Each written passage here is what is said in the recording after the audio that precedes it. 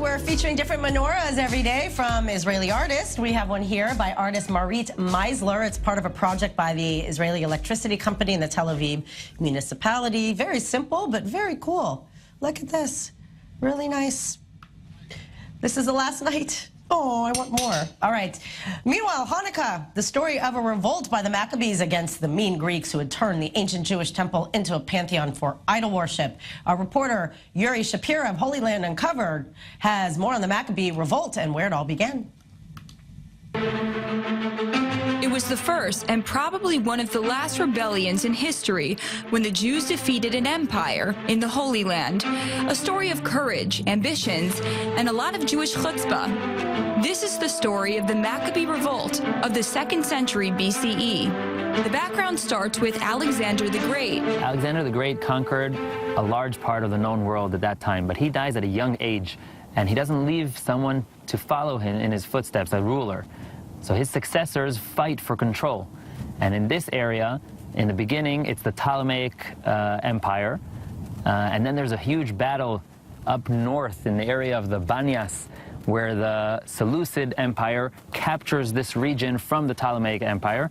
And this land falls under the Seleucid Empire's control. That's when we're talking about decrees against the Jews and all kinds of things that will lead up to the Maccabean revolt. The city of Modiin in central Israel was the headquarters of the Maccabees during their long revolt.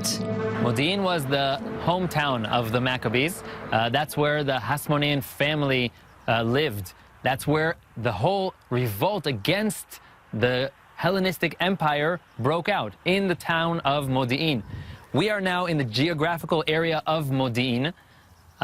Behind us, behind this hill, is the modern city of Modiin today. We're on the outskirts of the modern city of Modiin. And when the city was supposed to expand in this area, they had excavations here and they discovered something amazing. A Jewish village from the times of the Maccabees. And in this Jewish village, they found a number of things. They found a main street and a number of other streets going out with homes and water pits and wine presses. And even the most amazing thing that they found here was the synagogue. A synagogue, one of the most ancient synagogues known today in the world, from the times of the Hasmoneans. So it could be that the Maccabees even came here and sat in this very synagogue, maybe prayed or learned or spoke to each other here in this synagogue. One of the more famous battles occurred at a place called Emmaus, also sacred for Christians. The book of Maccabees mentions the Jewish hero Judah the Maccabee, who wisely managed to defeat the forces of heroic figure Georges, who came with 40,000 troops and 7,000 horses. The book of Maccabees tells us the story of this glorious revolt and portrays some of the most iconic figures in the history of the Jewish people. One of them is Mattathias, a man who insisted on fighting for his faith. The 8th and final battle between the Maccabees and the Seleucid forces took place at 160 BCE at Elassa. It saw the death of Maccabees' leader, Judah, but also the inevitable victory of the Maccabees.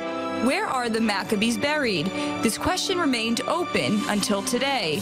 One possible location is here, near the city of Modiin. After the successful Maccabee revolt, the Hasmonean dynasty ruled the country for 80 years. It was the last Jewish-controlled regime in the region until the creation of the State of Israel in the 20th century.